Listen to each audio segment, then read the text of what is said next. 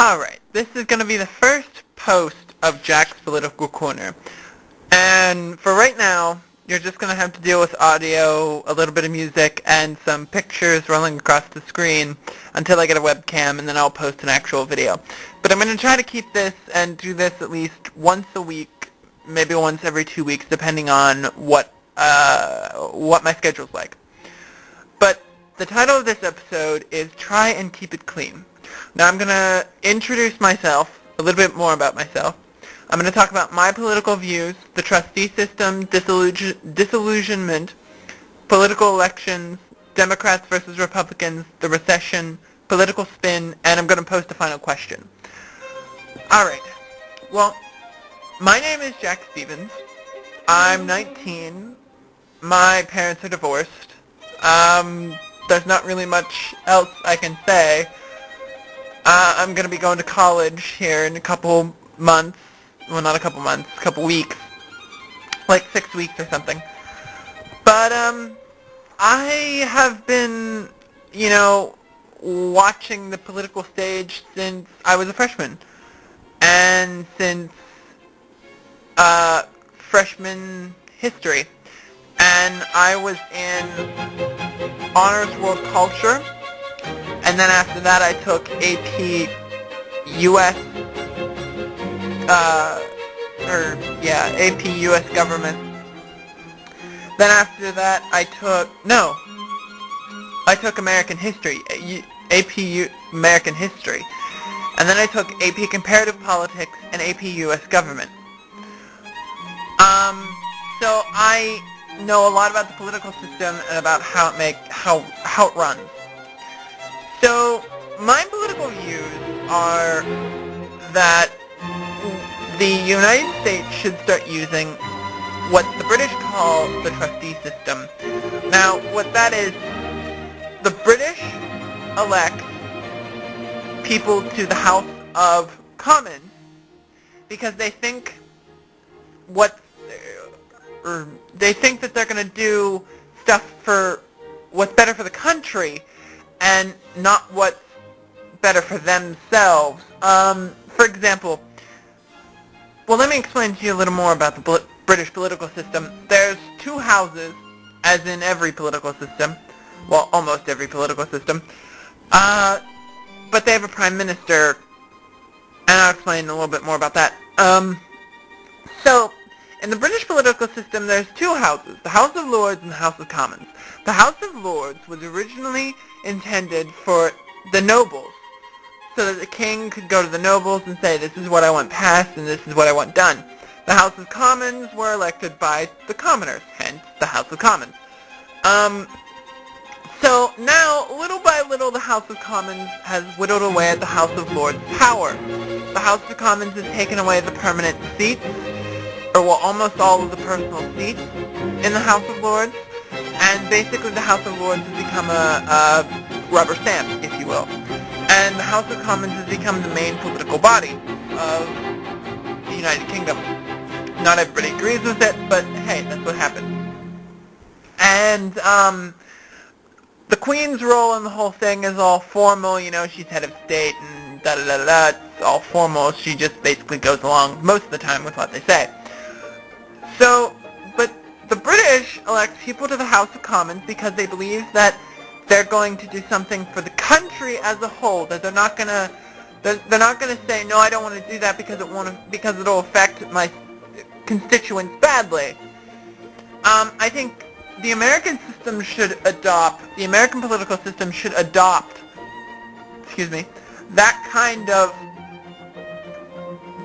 kind of system where the citizens vote on who they think will, in a hard situation, vote for what's best for the country, not what's best for their constituents. I think that's been lost.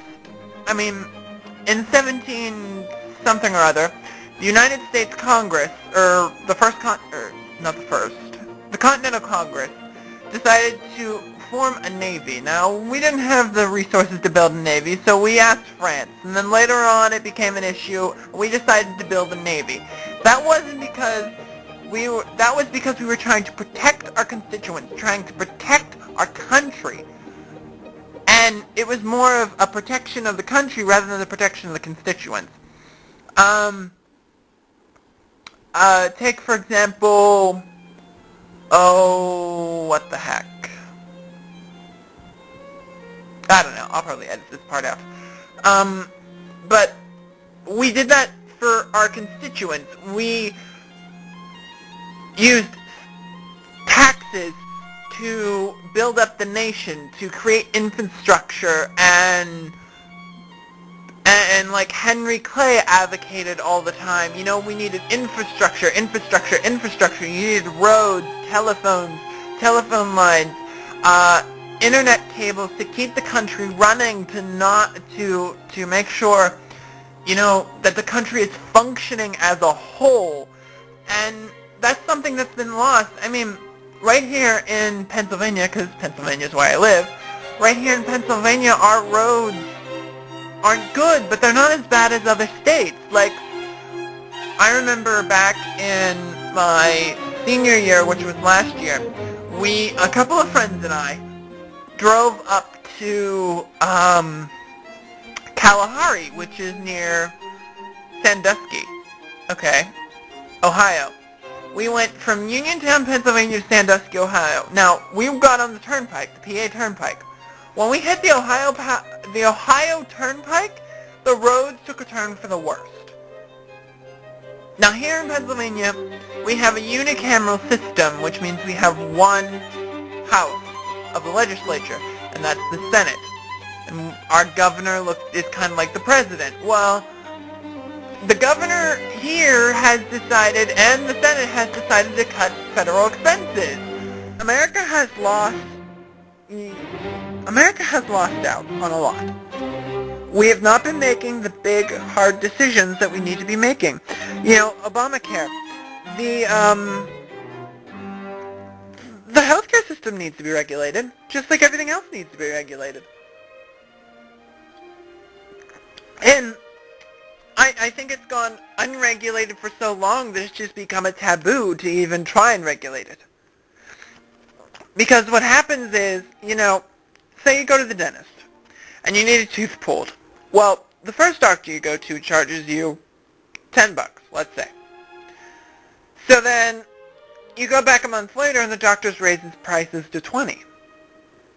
And you got to find another doctor. That doctor charges $30. And the third doctor you try to go to charges $40. You go back to the doctor you go back to the first doctor, now they're charging you $50. And it just keeps going and going and going, and it's gotten so high that it's unbelievable. I mean, everything adds up, but you don't need to be making so much profit. The insurance companies make so much profit off of you because the healthcare system makes so much profit off of you. Everybody was in the real estate business, and then all of a sudden that bubble burst and we had a recession. One of the worst in the last 20 years. And when the housing bubble burst, so did our economy. And we had to bail out banks. There was no other choice. You can't let a bank fail. If PNC were to fail tomorrow, a lot of people would be out of money. A lot of people have their savings in those banks. And a lot of people, I mean, the U.S. government has policies and laws against monopolies. And you don't want one bank becoming too powerful, but if you let banks fail and other banks take them over, that's exactly what you're doing. You're creating a monopoly. So there was no way that we could let the banks fail. Also, in the American political system, there's a lot of disillusionment. There is, a lot of people that I talk to don't vote because they don't think their vote counts. My stepdad, he doesn't vote because he doesn't think his vote counts. Now, I can understand their perspective. You're up against 300 million people. Not all of them vote, though. If we all voted, I can understand, why. But probably only half vote. And a lot of them are older and retired and are basically set in their ways and don't like competition. Don't like the political system, don't like this. Well, unfortunately, the reason why Obama won is because he courted the college kids. He got the college kids to vote.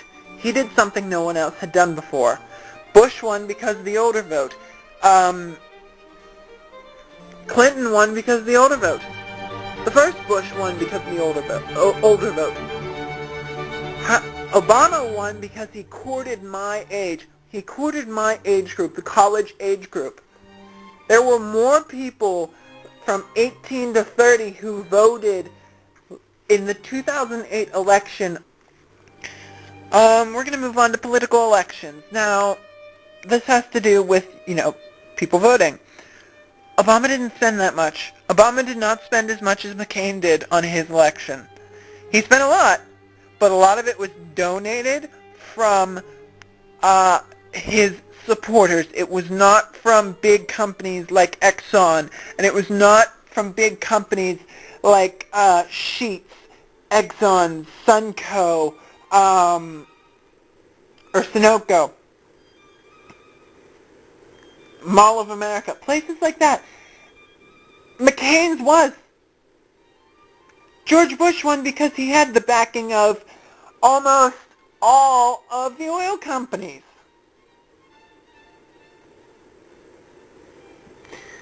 And we spend so much on political elections that literally, if you would add up the 4 years that Obama isn't, or the 8 years Obama is in office, and take how much he legally makes according to the Constitution times 8, he outspent that on his political campaign. George Bush spent twice that on his political campaign. Which brings me to another point, the recession.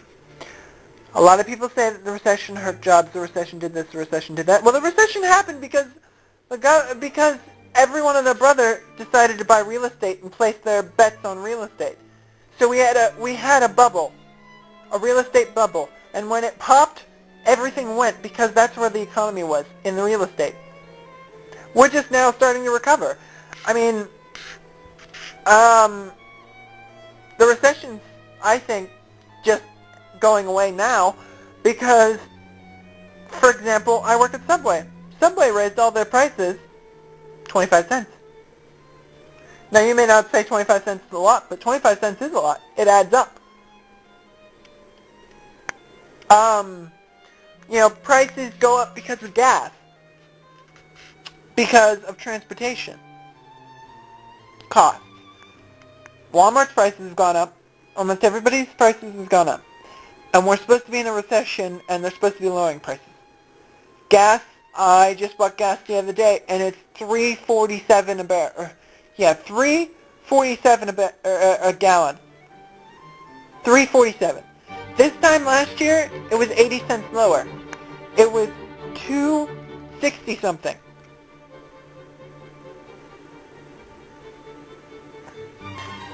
And that brings me to another point, political spin. Now, I have one final question, and that's going to be, what should the subject of my next political corner be? I'm going to leave that up to you, and you can leave me a comment, and I will decide which one I want to. Or if you like a post that's above, you can vote. You can vote for it. But I'll do something with that. All right. Well, that's the end of my show.